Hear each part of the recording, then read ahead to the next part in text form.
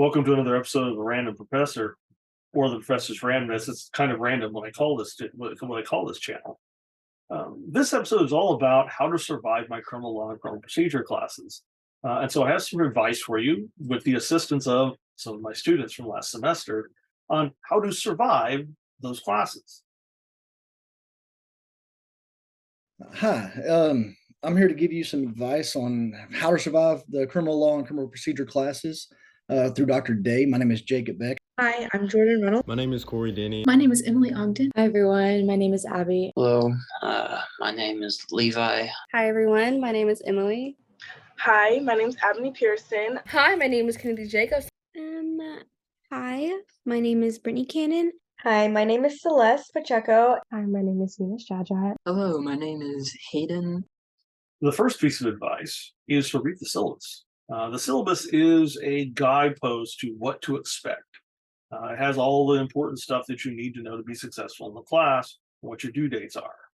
If I had to give advice to someone that's going to be taking this class in the future, first of all, I would say read the syllabus, the whole thing. It doesn't take as long as you think. You're definitely going to need to read the whole thing to really get an understanding of what's expected of you. Know your due dates. If you miss an assignment, it's really, really hard to come back from that. Related to reading the syllabus is following instructions.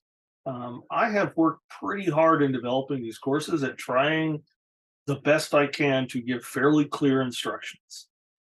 And because I put that much effort into the instructions, I get displeased when students fail to follow them. I provide templates for how things should look. I tell you exactly what I want. But don't just take it from me. Here's what a few of my students have had to say about reading the syllabus and following instructions. It's not overly difficult if you put in enough effort and you carefully follow the instructions that Dr. Day puts out. Follow the template, because some teachers will harp heavily on not following the template. And as long as you follow the layout of this case brief, use it exactly verbatim what it is, and then the instructions that he places for you, and he'll explain all of that and how to kind of follow it, follow exactly how the case brief should be, you should be fine. For the case studies and case briefs, just use the template, use the rubric for them. Once you get it down, it's not going to be too difficult. And then you'll just build off of that. Just get a good understanding of how they work and what's expected of you. Dr. Day wants his students to understand the material provided. So all you have to do is stick to the rubric, follow the template provided, and go in and ask questions if you are confused or need help. I would say to read instructions carefully and properly when given to you. Dr. Day is very generous in offering templates for case briefs, case studies, or assignments like this one. And I mean, points will be taken off if you don't follow the instructions. And I mean, honestly, I would say that that's just because they're clearly given to you and all you have to do is read.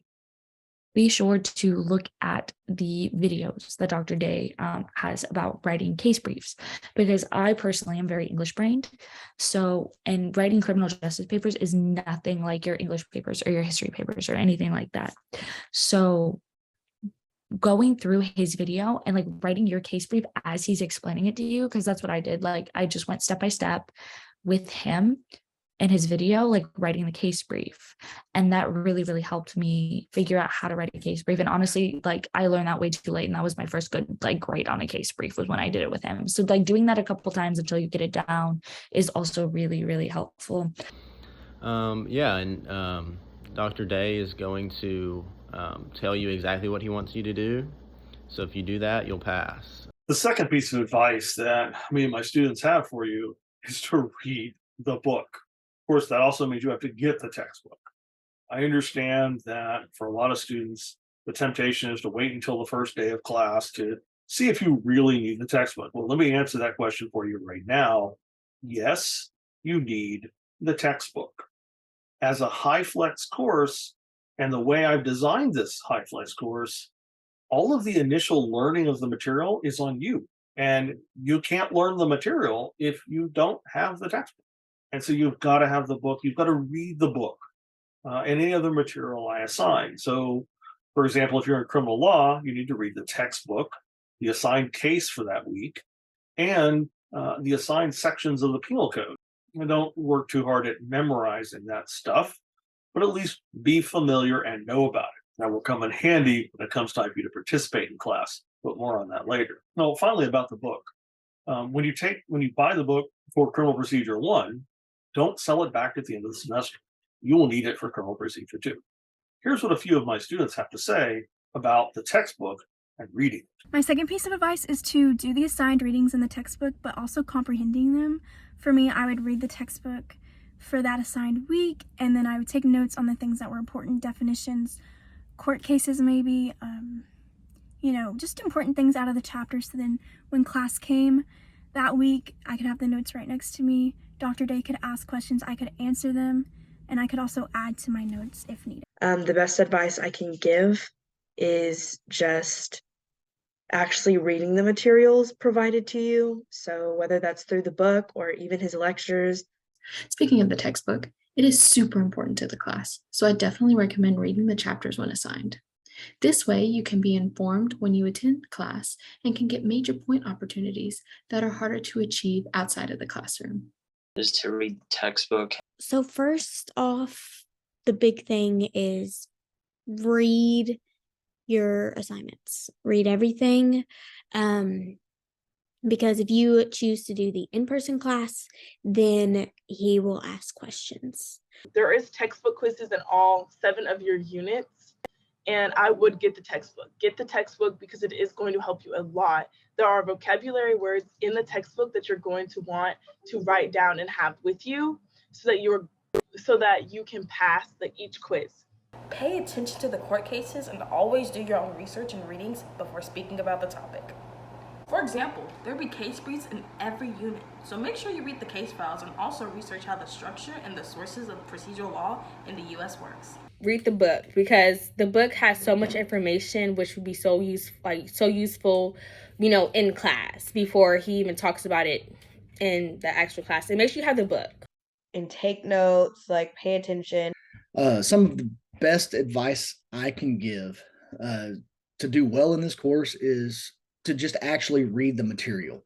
Read the textbook and all of the cases front to back, start to finish. Don't just skim over them and expect to do well. Read the material. Advice would be just to read through the chapter before going to class, because the only thing you'll be doing in class is just answering his questions.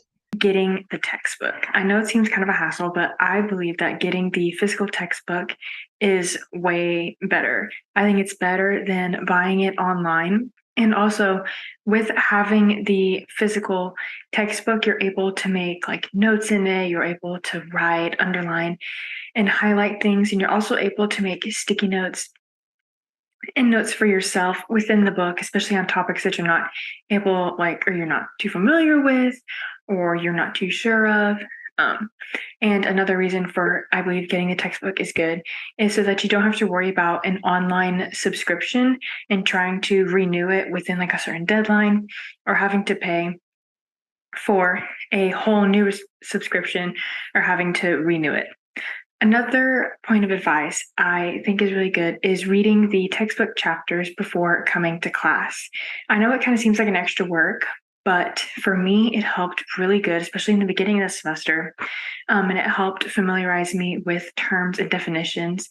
Since some units you're going to be learning a lot of new terms and definitions.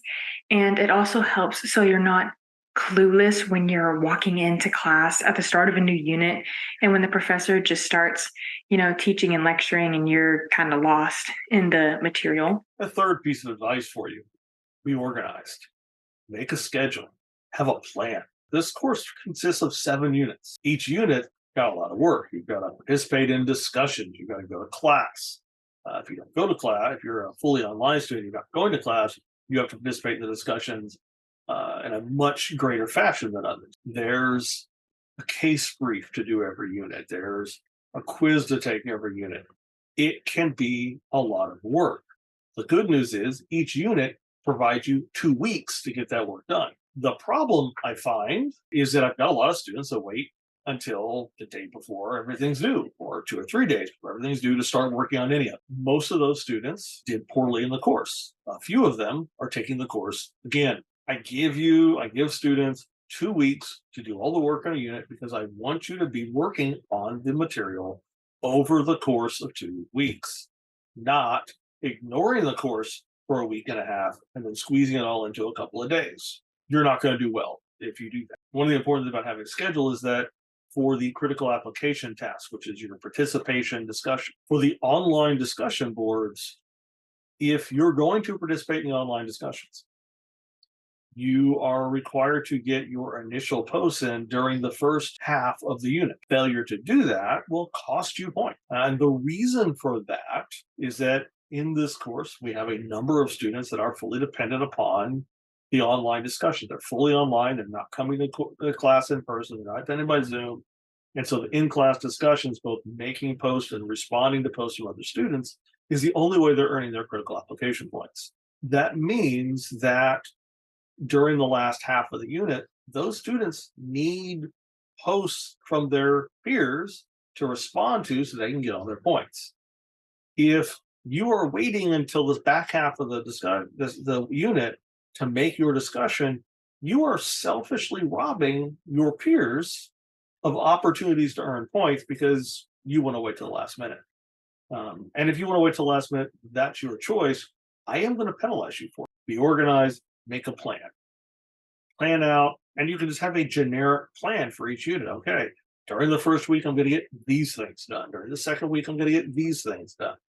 Maybe even make you a schedule. On these days, I'm going to participate in the online discussion.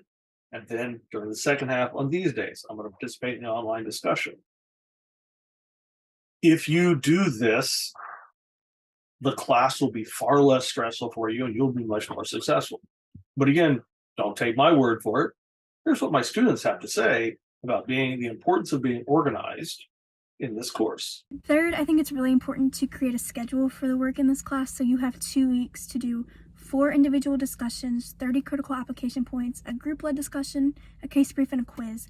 For me, I found it was best if the first week I did the 4 discussions, the 4 individual ones, and then the group-led one, and then the critical application points. If I did those the first week, and then the case brief and the quiz the second week, it made life so much more tolerable, so much more enjoyable, and I've never been stressed for this class because I had my schedule and I stuck to it. Don't procrastinate. I would say don't wait until not even last minute. Don't wait until like the second to last day to finish or the day of. It will not work out in your favor. And then the assigned assignments take time. So you can't just, if you wanted to do it in one day, I wouldn't suggest doing it because it would be harder than just spacing it out to get it done. If you do wait until the last minute and procrastinate, then it won't be your best work that you put out, and you could receive less points than you would have if you would have started it from the very beginning. In the topic of critical application points, you shouldn't wait until the last minute to try and receive these points. That's the absolute worst thing you can do. What I did is I did every individual discussion board the first week. So you get 2 weeks to finish all your assignments for that unit. And I did it the first week so I could receive the maximum amount of points, which is what you're going to want to do. And I did all 4 individual discussion boards. So I didn't have to worry about gaining every point from in-class discussion and didn't feel like I was lagging behind and I had to catch up. So right off the bat, I had all these points, so then I could, even if I didn't make all my points from in-class or from individual discussions, there's other critical application tasks that I could do to gain those couple of points that I needed to reach max potential and max points. Do not procrastinate your critical application points. I know that it can be very, very tempting. At the start of the unit, you may think, oh my goodness, I have 2 weeks to get this done. Why not procrastinate? And the reason why I say not to procrastinate is because Dr. Day really, first of all, you will get points taken off. Dr. Day specifically looks for students who are engaged in the material, who care about the material. And whenever you respond quickly or within the first week of the unit to the critical application discussions, it shows that you are engaged and that you do care about the material. Do your work. I feel like that's for pretty much every class though. Like do your work, because once you skip an assignment and you think to yourself, oh, it's just one assignment, like it doesn't matter. And then you keep skipping assignments, and then you're either so behind you're crying or you're failing already, and there's nothing that you can do about it. So definitely be sure to be really on top of your assignments, be really organized with it, get it all together, especially for that class. And do not skip a case brief, at all. Don't. Hello. I would say that the only piece of advice I have for anyone taking this class would be to just manage your time properly, especially when it comes to critical application points. You have a higher chance of getting more points if you do your work in the when the unit opens. If you wait till the very last minute, you're going to be struggling to catch up, doing your discussion posts, doing responses, trying to get as many points as you can, and it's going to get overwhelming. So the sooner you start, the better off you are, and the less stressed you are just overall with the class. Is math about a schedule that works best for you? What worked out for me during the semester was the first week I would try to do the discussions, group discussions, and then either that Saturday or Sunday, I would do the quizzes. Go ahead and knock out the quizzes. Make sure you do all 3 attempts because it helps. It helps a whole lot. Just because you make an A on the first attempt doesn't mean, that's what it is. But keep trying it over and over because there's different questions every different attempt. And then the second week, either that Monday through Wednesday, then that's when I will try to do my case brief. The next piece of advice I have for you, and my students have for you, has to do with networking. Because one of the critical application tasks, one of the ways you can earn your critical application or discussion points is through what's called a group-led discussion. And it involves you getting together with 2 other students and following instructions about how to do group-led discussions. And I got to tell you, read those bloody instructions because I got a lot of students that get a goose egg for points, even though they did something, but they didn't do what they were told, and I didn't grade their stuff. I'll take my word for it. That's what a few of my students have to say about the importance of networking. My next piece of advice is don't be afraid to reach out to your classmates for group discussions. And the reason why I specifically filter that out to group discussions is because not only is it part of critical application, that's usually the main thing that gets you the most critical application points. And don't be afraid to reach out. There could always be someone who's like, hey, can you respond to this? Or you can just join a group. You do have group discussion posts for all 7 of your units where you and 2 other of your classmates will do this discussion post together. You will have to email people unless you know people who are already going to be in that class that you can just meet up with and, they'll be in your group. You can email people who are in your class just by going through D2L in your class, and you can find your class list that will say all of the people who are in your class, and it'll have their emails. Just shoot them an email and be like, hey, do you want to be in, my group discussion and do this with me for the semester? Because I feel like it's a lot easier if you, first day, just go ahead and find those people just so that, you're not struggling and you're like, okay, well, I have this group discussion and I don't know anyone to do it with. You'll already have those 2 people to do it with. Befriend 2 people in class. Use these 2 people if you aren't understanding, if you have questions. Use these 2 people to do the group-led discussions with. Use these 2 people if you miss class for some reason and you need to catch up with what's going on. The last piece of advice for you is about participation. This course has 2 major tasks. Okay, you've got the quizzes, and they are what they are. But the 2 major things that you're going to do in this class is participate and write case briefs. The case briefs are a solo activity. You do that on your own. The discussions, what I call the critical application task. That's in-person discussion, whether you're in class in person or zooming in, and the online discussion boards, whether it's the individual discussion boards or the group-led discussions, or even the Ask the Professor discussions. But it's participation, participation, participation. The only way to earn extra credit in my law and procedure classes is to go above and beyond the participation. So you have X number of points that is the maximum, what I say is the maximum number of points you can earn. So let's say it's 30. So a 30 out of 30 would be an A, and there's some, you multiply 30 by 0.9 and find out the minimum you have to do to get an A. But you get to 30, You can earn some points after that. You got to get to the 30 before you earn the extra credit, though. But it's probably the only form of extra credit you'll get in this class, but it requires you to participate. Participation falls back on some of our early advice. Means you got to read the book and you got to be prepared. Now you come to class. I just want you to try in a lot of cases. So I spit a scenario, and what I do in class, I have a stack of index cards with your picture and your name on it. And that's what I use to keep track of participation. And before class, I figure out who's there. Because it's a high flex class, not everyone's coming to class. But I figure out who is physically in class and who's on Zoom, and I take those and I shuffle them. And then I'm going to go through them. I'm going to call on everybody at least once. And I will ask that until I've called on everyone at least once. I know there are students that say, they're trying to get their points. They raise their hand. That's cool. I like that. And I don't want to discourage that kind of participation, but I do want to make sure everyone in class has had an opportunity to participate at least once in class, because you're leaving a lot of points in it. So if I ask you, I build a scenario and ask you, okay, how do you apply what you've learned to the scenario? Usually it's, how does the law apply to the scenario? How does the procedure, how does procedural law, how does case law apply to the scenario? If you say, I don't know, you get no points at all. I don't reward points for, I don't know. Obviously, you're not going to get all the points for guessing or making an attempt. But the only way you'll get 0 points when I call on you is if you say, I don't know. Or, come some stupid guess like, oh, well, Emperor Palpatine one time said this, okay, fine. You have to make an honest effort. And you make an honest effort, you try and you're wrong. That's fine. That's 1 or 2 points just for giving it a shot, depending on how good your guess was. Standard answer in class is 3 to 4 points. 3 points for a right answer to a scenario. 4 points if not only do you give me the right answer, but you can name the case it came from, or your explanation as to why was super good. So most points come from reading the material, knowing the cases, knowing the right answer to the material. Minor points for giving it a shot.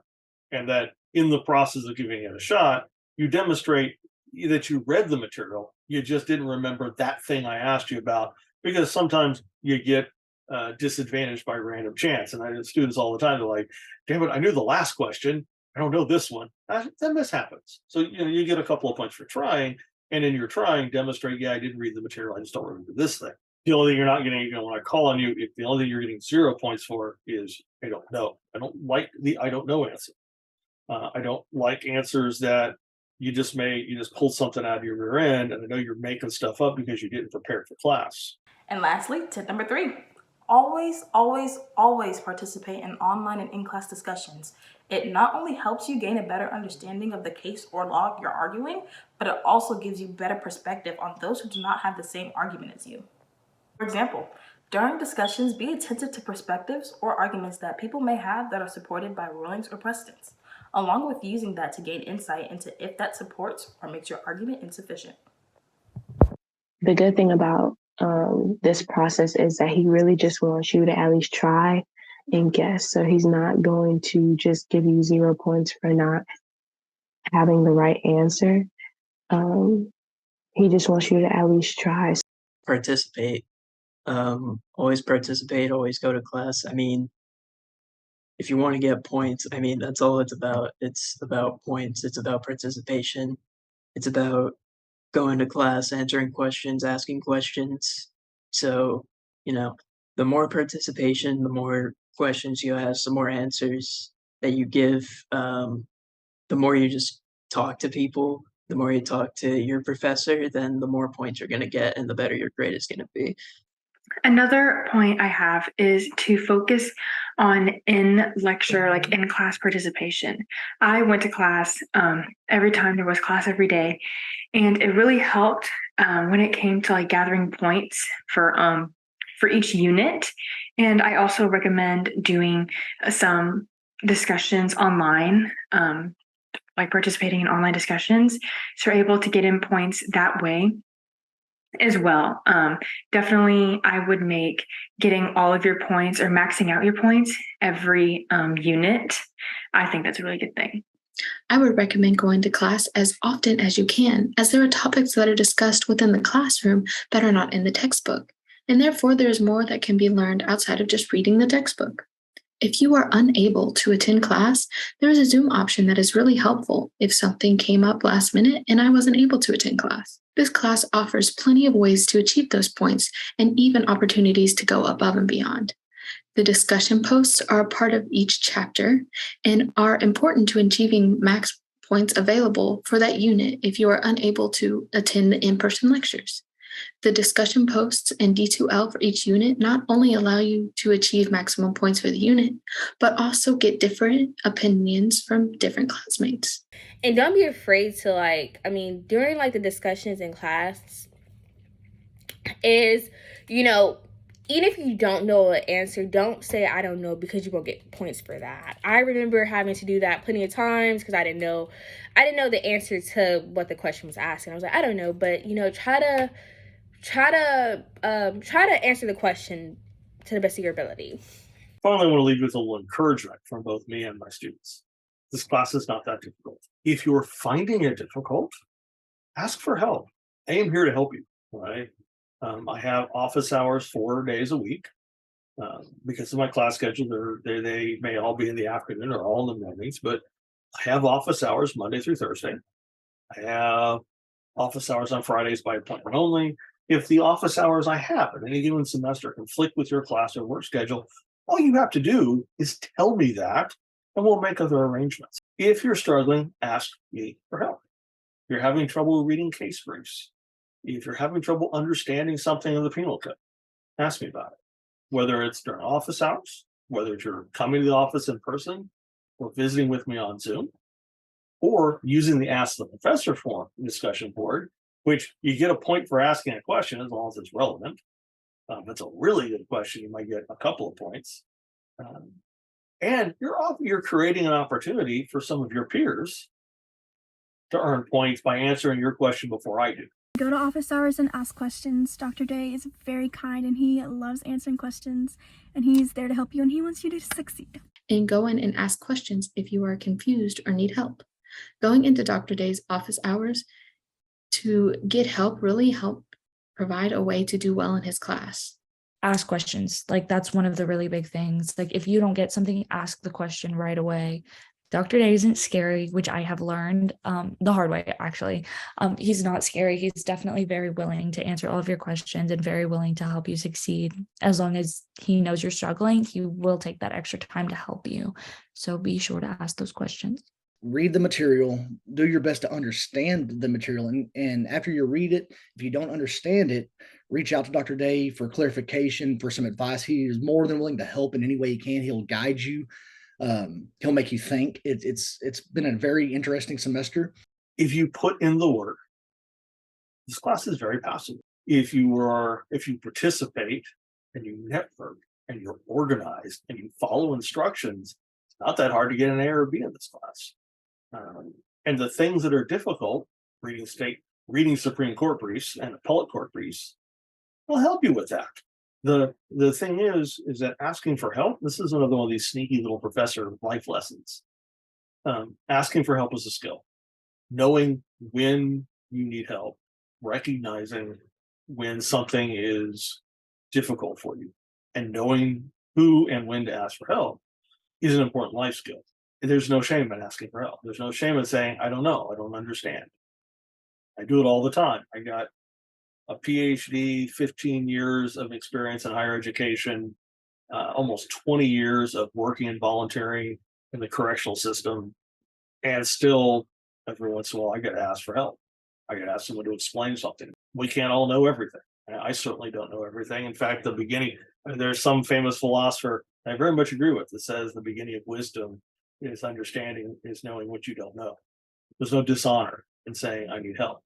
What is dishonorable and shameful and just outright foolish is knowing you need help and not asking for it. And usually students that struggle and need help and don't ask for it tend to take my class more than once. And I don't want that to be you, because there's no reason to fail one of my courses. You read the book, You follow instructions, you participate, you do the work, you're going to pass. Most of the time. I don't want to give a guarantee like that because sometimes you just, but if you don't ask for help, you can do all those things, fail all the things, and have to take the class again. So if you find that you're doing all the things and you're still not passing the class or not getting the grade you want, ask for help. And I'll finish this video with what my students have to say about that. And honestly, you get what you get out of this class from the amount of effort and work you put in. It's not overly difficult if you put in enough effort and you carefully follow the instructions that Dr. Day puts out.